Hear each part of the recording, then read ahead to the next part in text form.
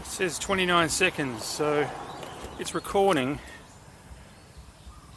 Battery says it's been going for 20 minutes. The battery says it's getting really low. Now I'm not sure why or what.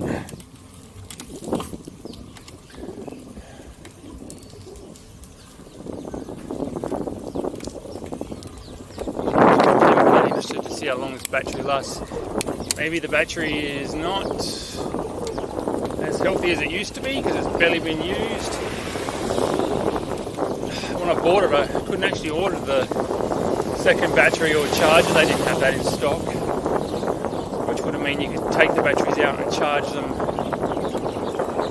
in the little charging bay that charges two at once, and you'd have a spare. So it's not much use, this device, if you get 20 minutes out of it. Maybe it is, I don't know, 20 minutes out of it, and then can't use it again because you gotta wait an hour for it to charge. It does have a port on the side, USB micro,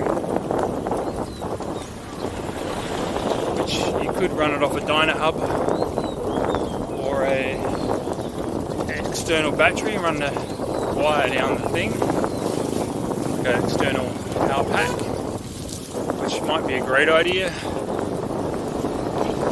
One of the longer ones, and you're down to your life of your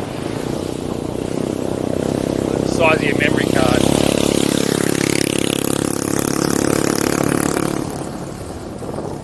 It's still flashing.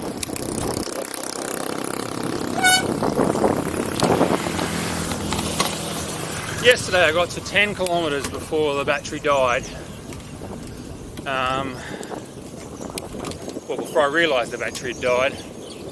It wasn't recording that whole time, so it was just on, and after 10 kilometers it was flat.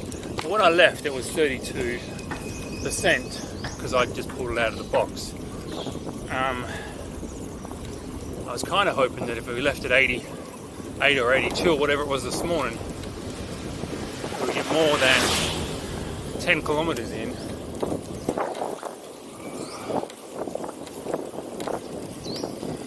You're still watching now, I'm guessing you're got it going in the background while you're doing something else. So this is pretty uneventful.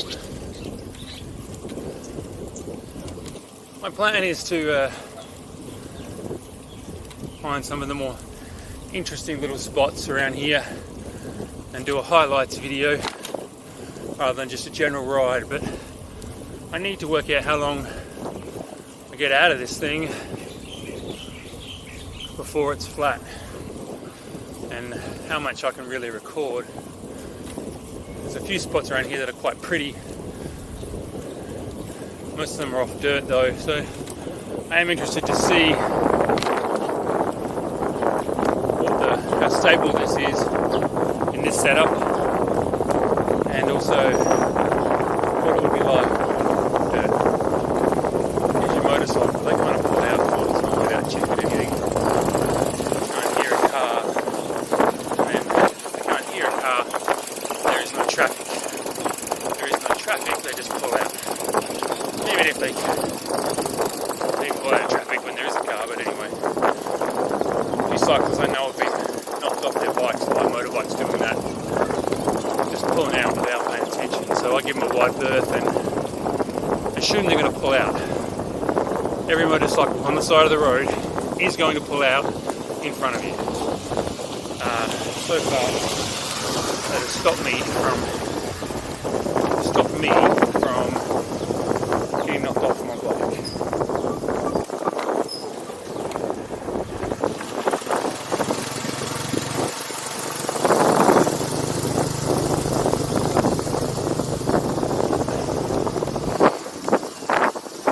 Over 22.5 kilometre loop that's all sealed.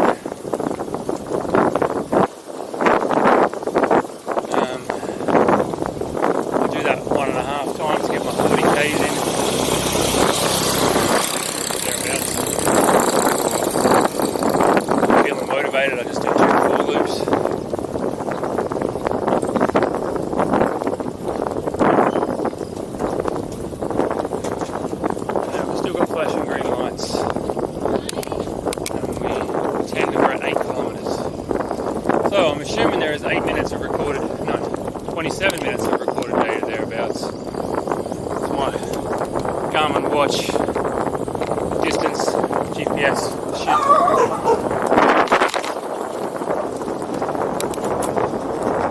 Started just before we pushed off into camera. And it should be about the same duration of starting recording.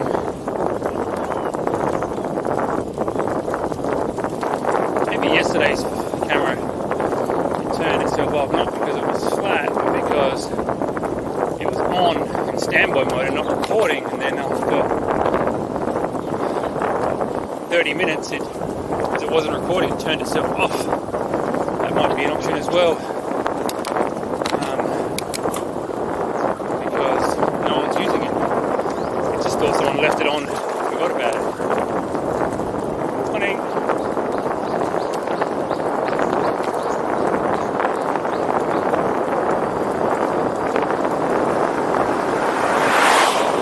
I read somewhere when you use these 3D cameras, it has a lens on both sides, the back and the front, the left and the right.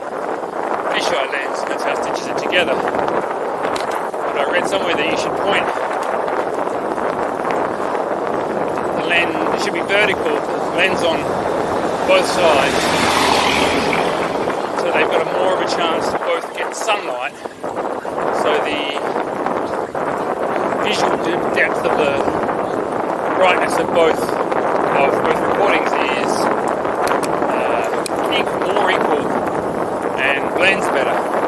So at the moment, you're seeing my face. I don't know how clear it is on my face, but I've got two fisheye lenses looking at me and a black strip in the middle here, which is really, I'm looking at a black line with no lens. And the two lenses look like they're facing the left and right of me.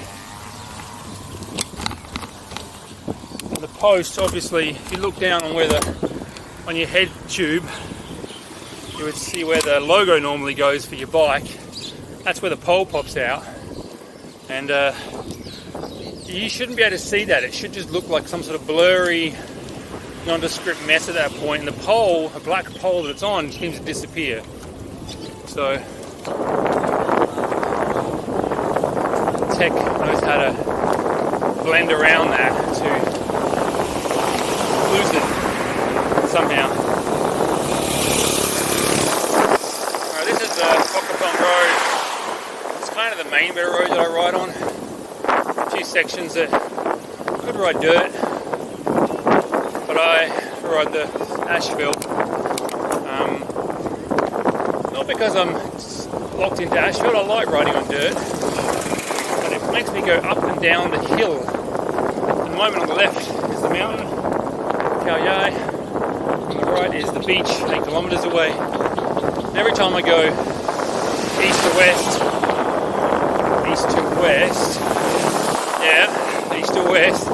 I'm going slightly uphill. So I get more of a workout, the more east to west I do. So I try and go up and down as much as possible, just to make the ride a little bit more of a push on the ups. It's not much, but it's definitely more than being flat. A friend of mine once said, half an hour in the hills is worth an hour and a half on the flats. So, in terms of training and exercise. This road here, the next one has a nice down to it as well, which usually looks very pretty, but they've also just excavated more of that out, so it basically looks like sand at the moment. It used to be all trees and green and pretty. I think it'll only take a little while for it to grow back, one season, but one of the other days I was out there. Have a look.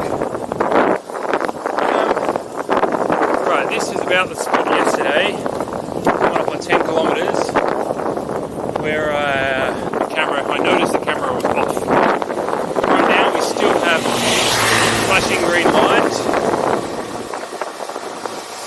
So the camera has a tiny little screen on it that says a little bit of information, dot matrix looking, and two buttons, a big button and a small button. As being a good person, I never read the instructions, or if I did, it was a year ago. Every time I push the buttons, I'm guessing what they may or may not do. My watch just mentions me that it's 10 kilometers. It seems to be recording still. If the app was still working, I could see what the battery life was. So it's been recording pretty much continuously for 30 minutes now.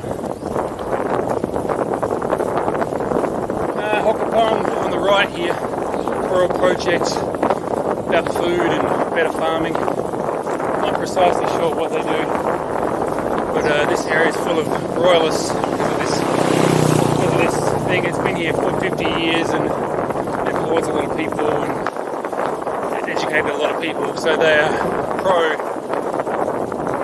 pro-royalism because of it. Not all of them, but many. Alright, this is what I call Dog Alley. There's a little restaurant here, which we've only eaten at once. We should come back once in 7 years, not very often. Called Three Sisters. Make food by order. So, which pretty much means typical Thai restaurant in Australia, minus pad Thai. That isn't common food here. I was actually introduced by the Chinese to Thailand. I guess it was the way Thai people would eat Chinese food, so they called it pad Thai. Morning. Hey buddy, gonna chase me today? Whoa, big bar. This one always chases.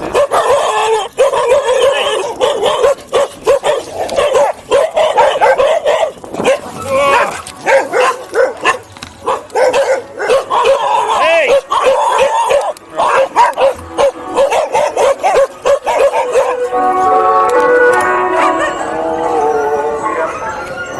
Well, there you go, Dog Alley. Well, must be 7 a.m. Hey, take it easy. They're harmless. They chase me. They've never tried to bite. I ride this twice a day. They still don't want me. The music you heard must mean it's 7 a.m. It's like a local... Hey! Hey, buddy!